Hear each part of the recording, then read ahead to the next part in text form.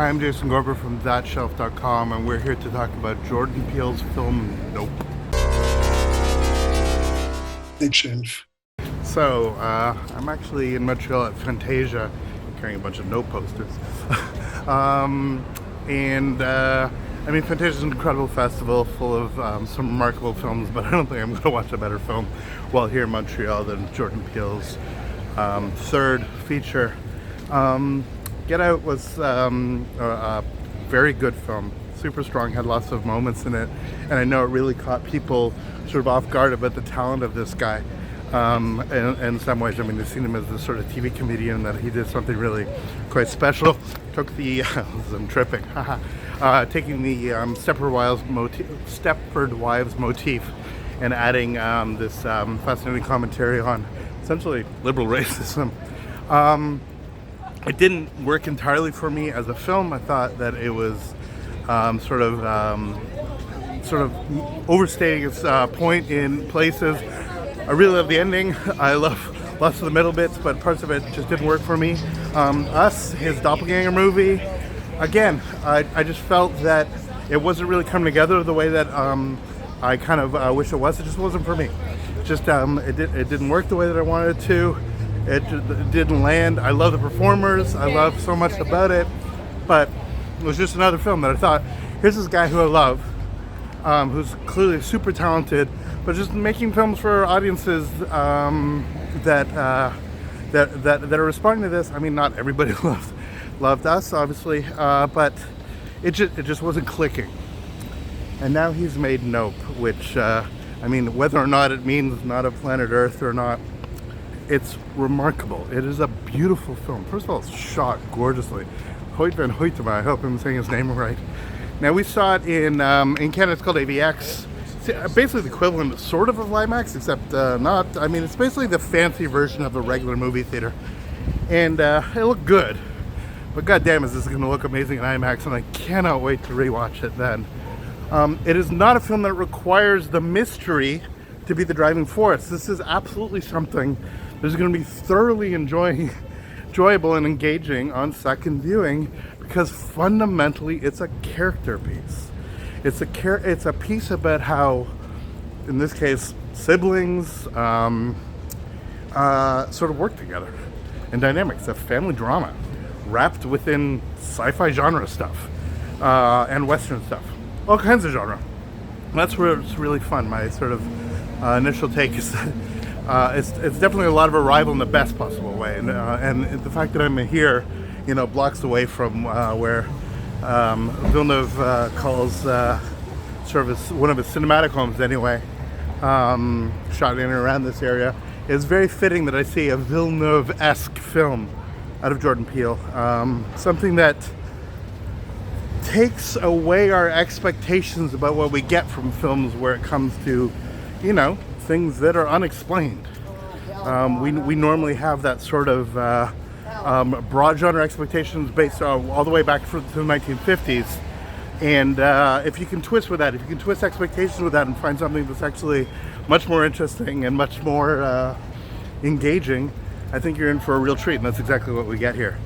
Equally, we get all of these, again, genre expectations of the Western, the lone hero, the taciturn hero, the man who doesn't speak very much. Absolutely, in another cinematic generation, would have been played by Clint Eastwood. And yet we have Daniel Kaluuya, unbelievable in this film, just absolutely nailing it with these quiet moments of introspection.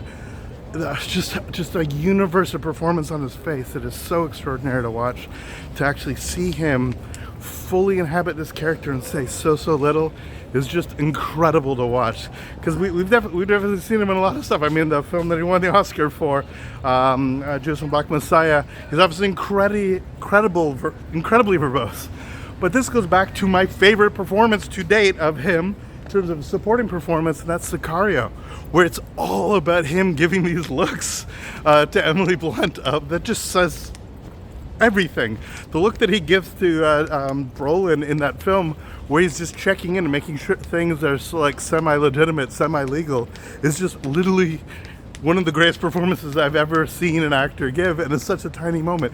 And now we have a film which is littered with that stuff, where we actually see Daniel Kaluuya just absolutely doing these wonderful, wonderful moments that just astonish. It's as simple as that. He is an incredible talent, and look, he's already got his trophy. A lot of people know he's really good, but this is what I fell in love with this actor for, and the fact that he has a lead performance with this level of subtlety and capability is just fantastic. Keke Palmer is just this explosion of earnestness.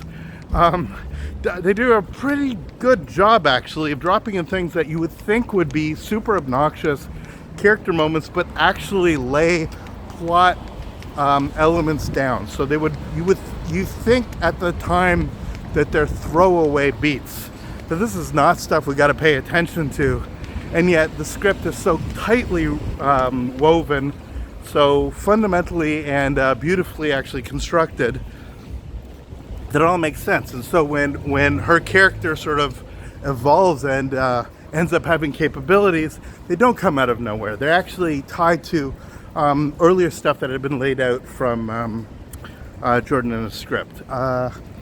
Cinematography, sound, the music, the sound effects, visual design, the way that they've actually constructed the sort of central antagonist, second protagonist, whichever perspective you wish to take, is really, really lovely, and does exactly what we want to do. It takes us in a different direction. It eschews expectations, and it creates a film which is incredibly dynamic, incredibly inspiring, frankly, cinematically, that we have something that's going to be seen by a relatively wide audience looking for something, broadly part of a horror genre. It's not that. This is much, much more robust in terms of the genre elements it's taking. Sure, there's a couple jump scares, there's a couple of things, but this is like what happens when great B movies are taken to another level.